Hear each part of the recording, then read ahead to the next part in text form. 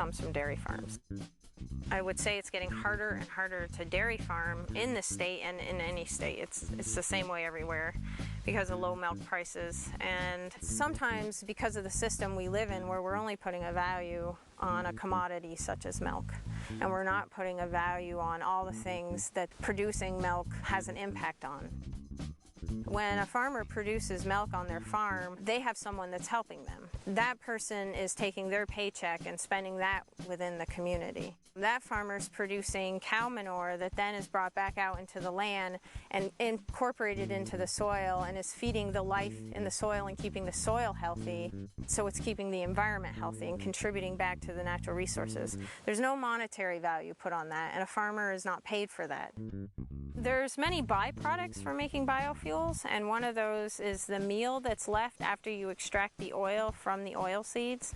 The meal itself has between 34 and 40% protein, and that is a source of protein that many dairy farmers generally purchase from off-farm venues. Most of our canola meal or soybean meal comes from Canada or the Midwest.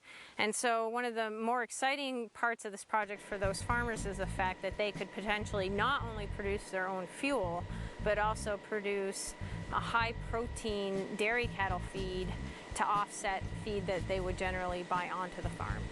A system like biofuels or dairy farming can't be sustainable or profitable if you don't try to put a value on everything, because everything has a worth and they all operate together, and one won't succeed without the other. I think it's very important to understand the value of those common resources, public ecosystem services, and the services from social capital. The market is never going to tell us those values. They're not commodities, they're not private goods, and so we need to treat them as public goods. It doesn't mean we shouldn't understand their value. So in this study, the ecologists are actually working with the economists to put a numerical, a money value, if you will, to the ecological services that the landscape is providing. One of the fundamental problems in Vermont is too much phosphorus on the farms, on the landscape, and therefore coming down to Lake Champlain and stimulating algae blooms. And we know we have a real problem because farmers are actually bringing phosphorus into the watershed from the Midwest in the form of fertilizers and feed for cows. My piece of the project is really looking at the improved water quality that might come out of this whole system. So by planting different crops and different kinds of rotations, we might actually reduce the amount of phosphorus that accumulates in the soil, therefore the amount of phosphorus that runs off into the stream. Better water quality in the stream means better water quality ultimately in Lake Champlain. What we'll be doing is essentially a water balance on the fields. So we'll measure the rainfall, we'll measure the uptake by the plants, we'll measure the rain that percolates through the soils and makes it down into the stream, and the phosphorus that's associated with all of that. And what we're going to try and document is a reduction in the rainfall runoff phosphorus that gets into the streams. We're really, really fortunate in New England in that water quantity is not our main problem, water quality is our main problem. So we're tracking the water because the water contains the pollution.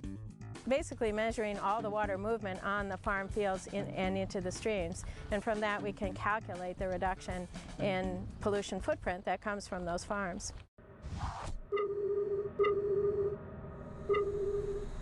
Soils are the foundation of human civilization.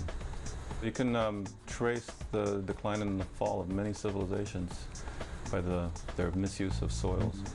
I think this project will be putting a specific value on the soil resource. The experimental site, it'll be heavily instrumented.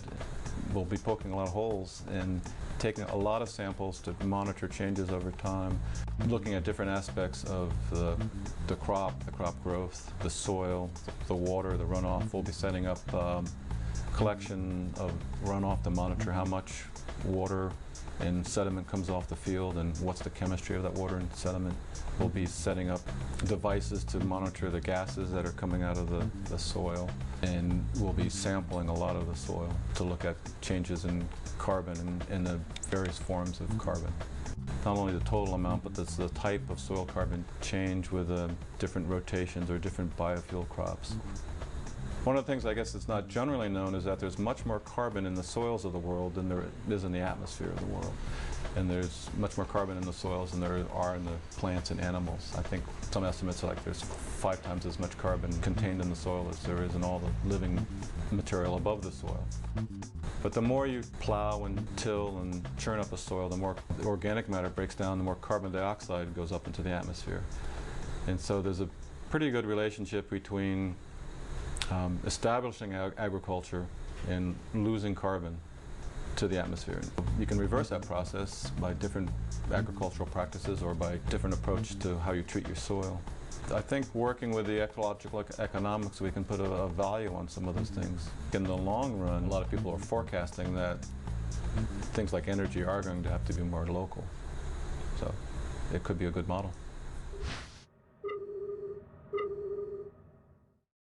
If you open up any chapter 1 of an economics textbook, you see this circular flow diagram, this idea that the world can be broken up into households and firms, and we just need to sort of pay attention to the flows of goods and services and dollars between these two. If the environment appears anywhere, it's a sector within the economy.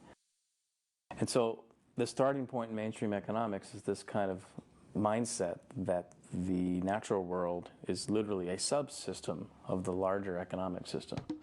I think we still have that mindset of there's always more resources over the next horizon, or if the resources aren't here, we'll use our military assets to go and secure them. So a fundamental starting point for ecological economics is to turn that on its head, just to have a new starting point for the study of the economy as a subsystem of the larger ecological system.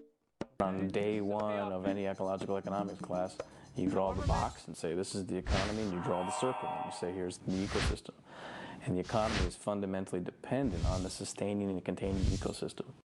With that as a starting point leads us to very different conclusions about the priorities of economies, about how economies function, and about how we answer that question. How do we allocate scarce resources to meet alternative desirable ends? You know, this is one of the most exciting things for these farmers in Vermont that's happened in a long time because it's something different. You know, they have something new to focus on and hope. And, oh, wow, this is fun. You know, look at all these different things we're doing. And so people like to come to this research site and see all the different crops and see all the potential that's out there. And I think it gives them hope. So when you get a whole bunch of scientists from very different disciplines working together, you can look at things from so many more different sides and come up with a solution that is infinitely better than what you will get looking at it piece by piece by piece. And so it's a different way of sort of looking at how the land performs, the services that the natural landscape, natural ecosystems provide for people, and putting a value to those services. There was a very important article published in the 1960s called The Tragedy of the Commons, which really, by Garrett Hardin, that really kind of considered how is it that markets don't do a good job of managing common assets, and how do markets either need to be regulated, or are there other kinds of public institutions that could do a better job of managing common assets? Everything from grazing to fisheries to public forests to public property.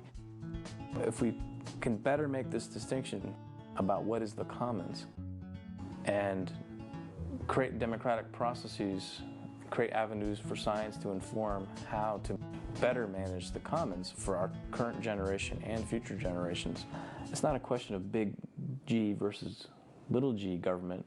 It's a question of effective government versus ineffective government. It's a question of government for the people, by the people, or government for a certain section of the people, which has been in recent years